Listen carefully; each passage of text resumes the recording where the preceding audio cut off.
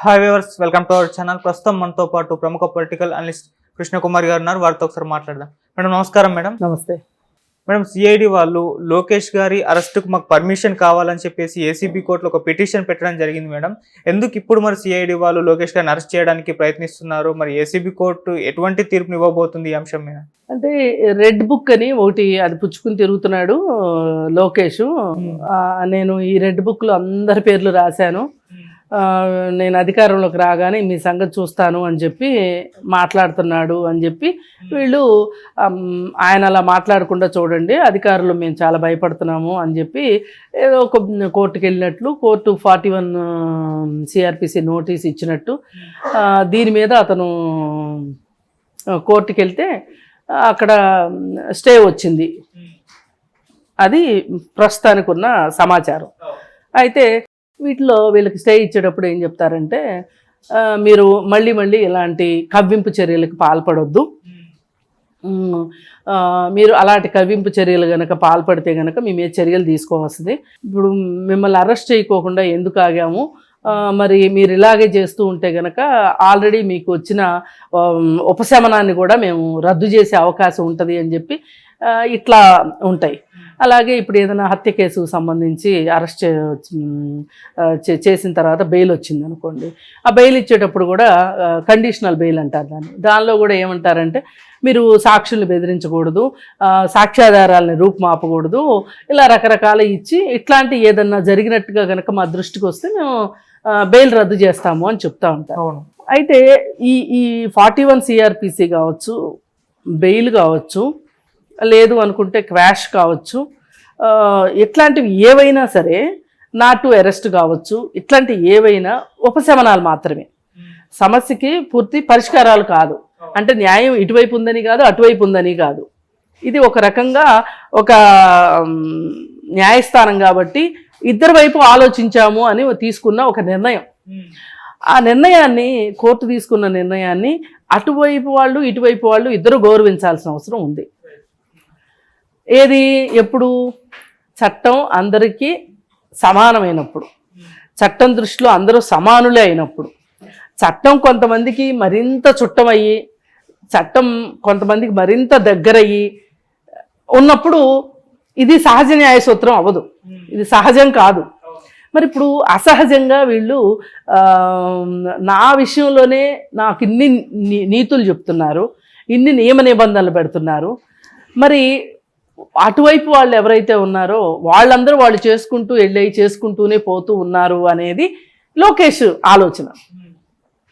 ఇక్కడ లోకేష్ ఇంత గంభీరంగా కావచ్చు, లేకపోతే ఉద్రేకపూరితంగా కావచ్చు, బెదిరింపు ధోరణిలో కావచ్చు మాట్లాడటాన్ని రెండో పక్షం జీర్ణించుకోలేకపోతుంది. ఒక రకంగా వాళ్ళు ఎంతసేపు ఏమనుకుంటున్నారంటే, ప్రజల ముందు తప్పు చేసినా సరే, ఒప్పు చేసినా సరే, అధికారాలు మా చేతిలో ఉన్నాయి, మేమే ధైర్యవంతులమి, మేమే ధీమంతులమి, కాబట్టి మీరు మాకు ఓటేయండి, మేము మీకు సరైన పరిపాలన ఇస్తాము అనే ఉద్దేశంతో మీరు ఓటేయడం కావచ్చు, మేము పరాక్రమవంతులమి అంటే వీళ్ళు ప్రపంచాన్ని వెనక్కి తీసుకెళ్తున్నారు. రాజుల కాలంలో ఉండేది కదా, ఇప్పుడు రాజుకి 2 కొడుకులు, ఆ 2 కొడుకుల్లో ఎవరికి అధికారం ఇవ్వాల్సిన పరిస్థితి వచ్చింది అంటే పరీక్షలు పెడతారు కదా. పరీక్షలు పెట్టి ఎవరు పరాక్రమవంతుడు, కత్తి యుద్ధం ఎవరు చేస్తారు, ఆ యుద్ధం ఎవరు చేస్తారు, ఈ యుద్ధం ఎవరు చేస్తారు అని చెప్పి పరీక్షలు పెడతారు. పరీక్షలు పెట్టి ఎవరు నెగ్గితే వాళ్ళకి ఇస్తారు. ఇప్పుడు వీళ్ళు కూడా ఏంటి అంటే, అసలు ఎవరు ప్రజలకు ఏం చేస్తున్నాం, మనం ఏం చెయ్యాలనుకుంటున్నాం, ఏం చేస్తాం రేపొద్దున అని చెప్పే కన్నా, మా దగ్గర మందబలం ఉంది, మాకు మొన్న 151 వచ్చినాయి, ఈసారి 175 వస్తాయి, కాబట్టి మీరు మాకు ఓటేయండి. 151 వచ్చి నువ్వేం చేసావురా బాబు అంటే ఏమీ లేదు అక్కడ. ఈ 5 ఏళ్లలో ఏం చేశారో అందరికీ తెలుసు. కానీ వాళ్ళ ఉద్దేశం ఏంటి, మాకు 151 వచ్చిన బలం ఉంది కాబట్టి 175 కూడా మాకే వస్తాయి అని వీళ్ళు ఏం ఆలోచిస్తున్నారు అంటే, అక్కడ గెలుస్తాడేమో ఇక్కడ వాళ్ళు, ఇక్కడ గెలుస్తారేమో అక్కడ వాళ్ళు, అందరూ కలిసి మూకుముడిగా గెలిపిస్తారు అంటే ప్రజలని మనస్తత్వంలోకి వీళ్ళు మేమే బలవంతులమి, గెలవబోయేది మేమే అనే ఒక సూచన సంకేతాన్ని ఇవ్వడానికి వీళ్ళు సిద్ధపడ్డారు.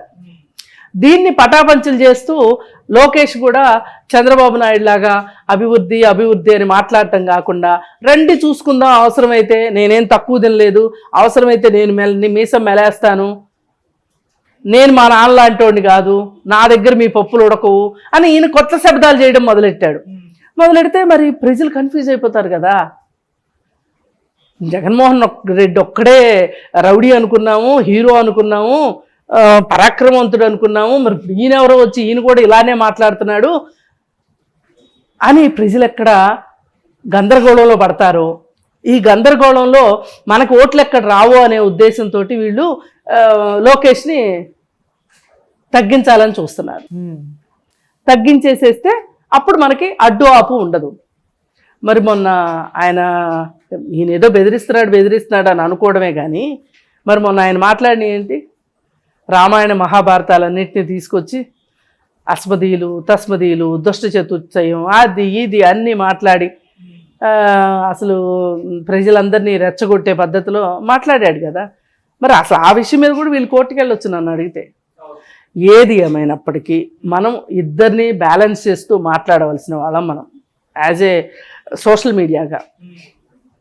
వాళ్ళు అలా మాట్లాడినా తప్పే, లోకేష్ ఇలా మాట్లాడినా తప్పే. అసలు మీ ఇద్దరు ముందు ప్రజల ఎజెండా ఏది, అది మనకి కావాల్సింది. అసలు మీరు ఏం చేస్తారు?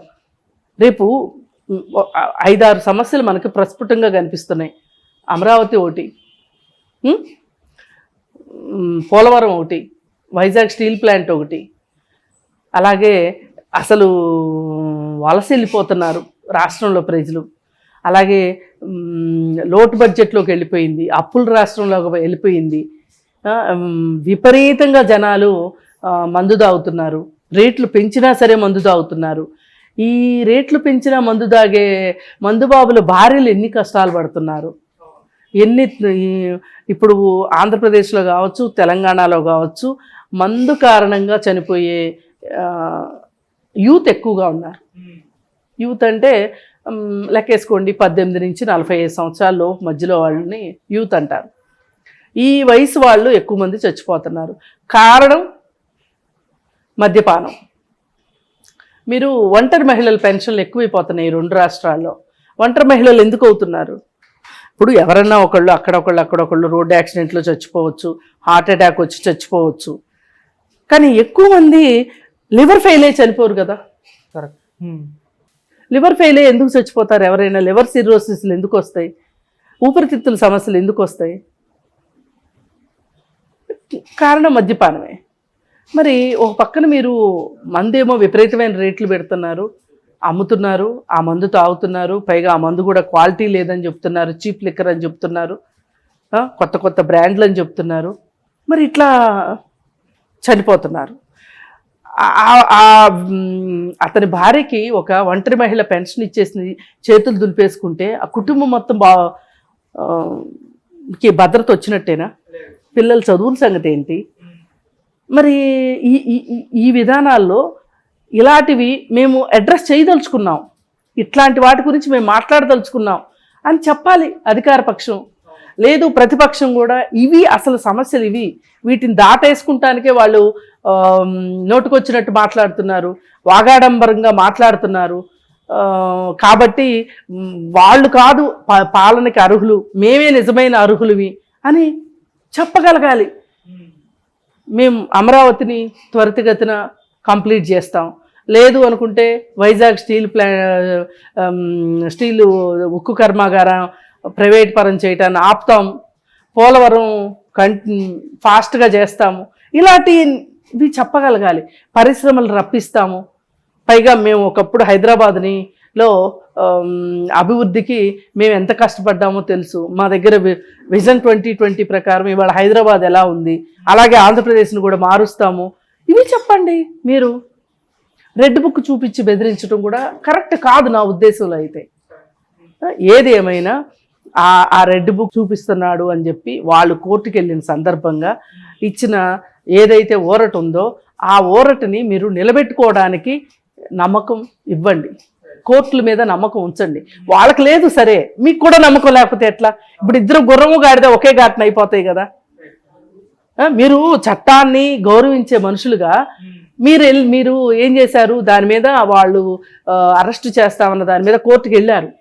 కోర్టు మీకు అనుకూలంగా ఒక తీర్పు ఇచ్చింది, అంటే ఒక ఉపశమనాన్ని ఇచ్చినప్పుడు దాన్ని నిలబెట్టుకోవాలి.